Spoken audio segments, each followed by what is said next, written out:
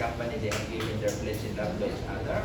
I, Reverend Dr. Bishop Augusto J. Torres Jr., together with our beloved Mayor of Rizal and officiating minister of the Republic of the Philippines, I now declare you John Ringo and Jojoana Marie as husband and wife in the name of the Father, and of the Son, and of the Holy Spirit.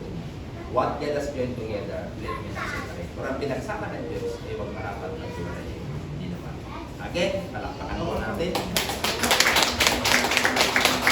Dahil dito, mga Pedro, the way, sa bagay na ito, mayroon kaming sinusunod na masabi namin, kumbaga, seremonya dito. No? At dito, pagbilang namin ng 3, sa kamahalikan ng iyong minamahal na asawa. No? At pagbilang ng 10, sa kamag-iwanan. Kasi bakit po? Ang pipirma ng inyong sertipiko, walang iba kundi ang mayor, inaano nila, dinodocument nila yan kasi tinitingnan niya yun sa isa. Okay? Kaya ngayon, kaya namin ginagawa yung ganon para at least makita niya na talagang totoo. No? Kasi mayroong naganap dito, nangyari, ismak lang ang kinalabasan, nagdalawang isip ang mayor na pirmahan ng kanilang kontrata. Kasi hindi naman nagmamahalan niya na. Kaya ito may ginawa, nagkaroon ng hassle, papunta pa man din ng ibang bansa yung mag-asawa. Pero kailangan nila yung dokumento, hindi pa napipirmahan ng mayor. Kaya nangyari, dahil nag-aalangan yung mayor, sabi mo parang yan ay ano lang.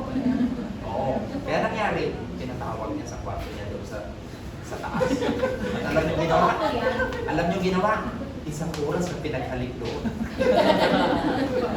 Kaya ngayon, ang amin lang pakiusap sa inyo, 10 segundo. Okay? Pero by the way, Marie, familiar ka na ba sa lapit ni Jan? Matanong ko lang, nakikumaritis na ng konti. Ay po, familiar na pala. Meaning, ngayon dyan, ang halik na dapat na ibigay mo ay hindi dapat tulad ng halik na ginawa mo ng mga nakakaraan. Dapat yung halik na hindi niya pa natitikman. Yung masarap na halik sa tanang buhay niya. Okay?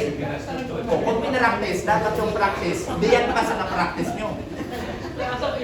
Kasi bakit? Ito ang tatandaan nyo nga. Kasi, yan, makinig ka. Kasi kung yung halik na ibibigay mo sa kanya ay tulad din naman ng halik dati, makaisipin ni Marie, paano nagpakasal? Pareho lang din naman pala. Kaya dapat ma-convince siya na talagang yung halik na gagawin mo ay talagang masasabi niya, ang sarap pala magpakasal. Okay na? Sige ha, ready ka na ha? Kaya dapat yung halik na hindi niya pa natitikman. Okay? At the count of 3 ha? Kumanda ka. At the count of 3, hahalikan mo siya. At the count of 10, bago maghiwalay. Okay? Bibilang ba Are you ready? Okay? John, you may now kiss your bride Marie in 1, 2, 2, 3. 3. Okay?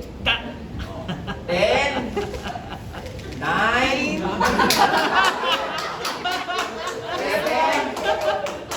6, kabila naman, 6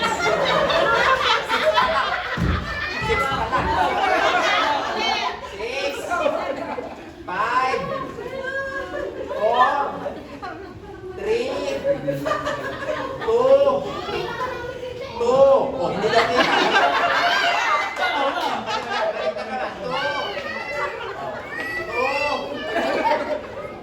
Tukain mo pa to. To pala. Ito. To. Pilo ko na. Sir, nakunan mo. To. 1 and 3/4. 1 and 1/2. 1 and 1/4. 1 and 1/8. Hindi pa.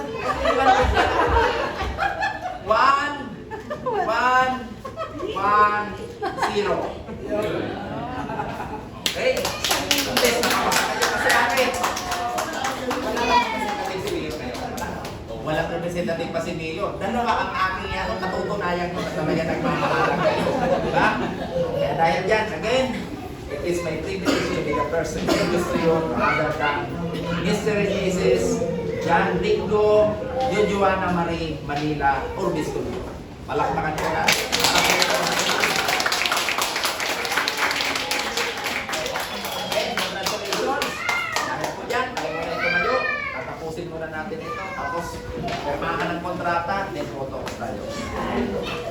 Tayo po'y manalangin.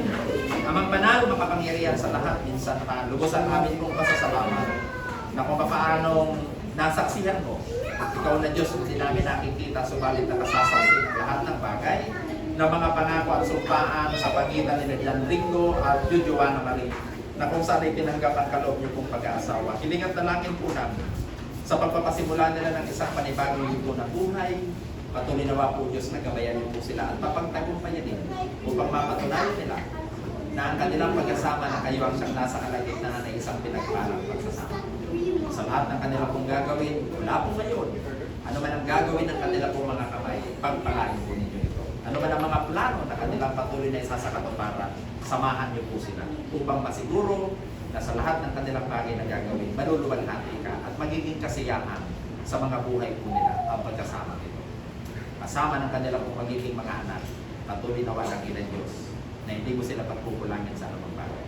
Bagkus patuloy na wang magliwanag ang mukha mo sa kanila pong pagsasama at mahayag na ang pagkasamang ikaw ang siyang kumikilos ay tunay nga pong matagumpay na pagkasama.